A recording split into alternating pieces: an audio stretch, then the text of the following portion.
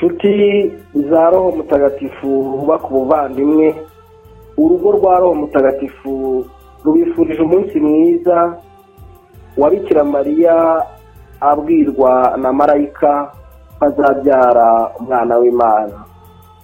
Tuzirikane ku masomo yo kuri uyu munsi mukuru wa Annonciation, umunsi tuzirikanaho Bikira Mariya amenyeshwa ko azabyara umukiza ku itariki 25 Werurwe umwaka 2020. Bavandimwe, Kristo Yezu akuzwe.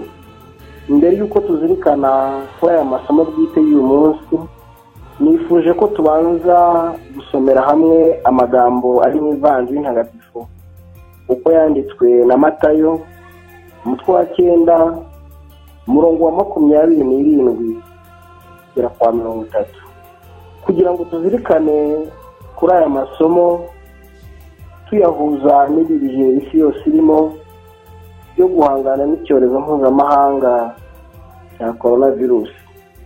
Haranditse ngo muri icyo gihe Yezu akomeza kugenda, impumyi ebyiri ziramukurikira zisakuza ziti, mwana wa Dawidi tugirire impuhwe.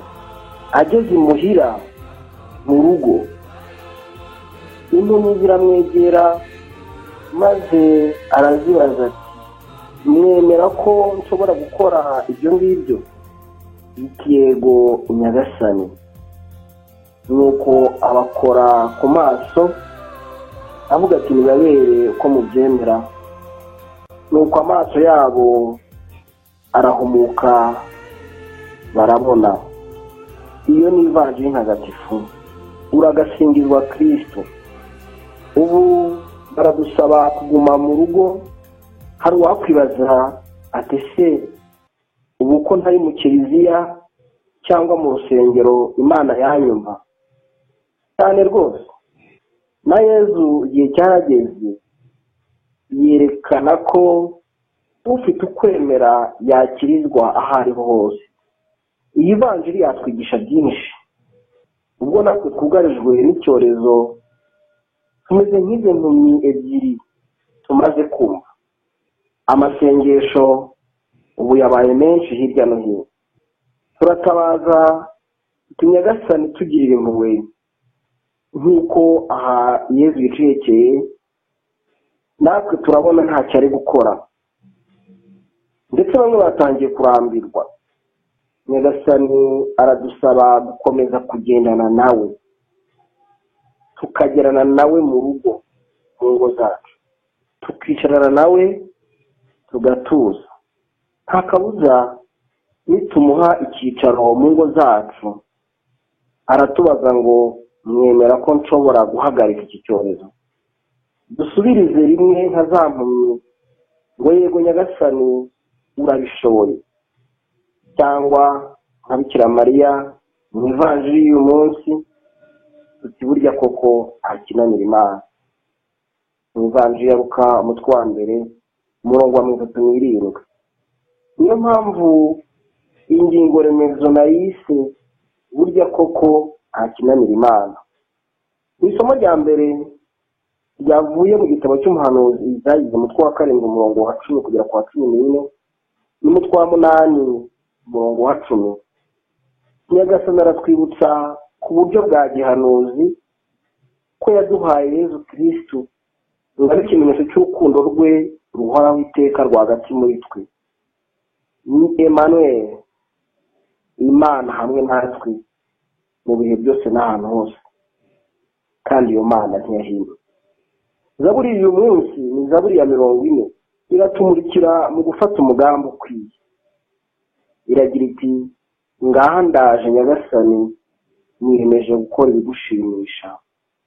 Iki gihe turimo ni icyo gusanga Imana kurushaho, dukora iyishimisha.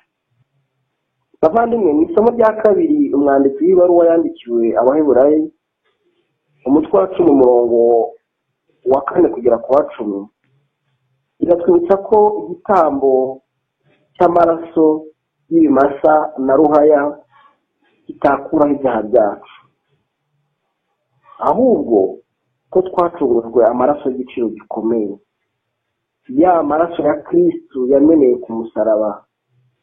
Kristo ni Alpha na Omega, niwe ntangiriro n'iherezo, niwe wenyine ushobora kuturengera kuko ari cyo cyamuzanye.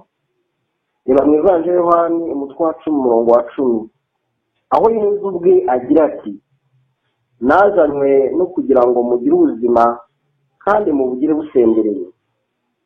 Niwe kandi ukomeza agira ati, Nyagasani, abo wampaye bakomeje mu bumwe, singusabye kubakura ku isi, ahubwo ndagusabye ngo barinde ikibi. Reba Evangelii Yohani umutwe wa 17 umurongo wa 14 kugera kwa 21.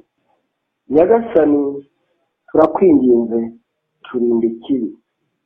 Twigire kuri Bikira Mariya nk'uko twabyumvise mu Evangelii, tugire ukwemera guhamye.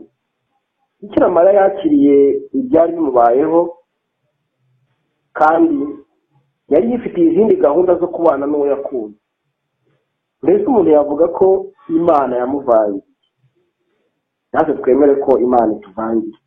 Bikira Mariya ariko yabyakiranye ukwemera agira ati, yego Nyagasani, maze n'ibyo ubwenge bwa muntu bwakumva ko bidashoboka, ati koko nta kinanira Imana.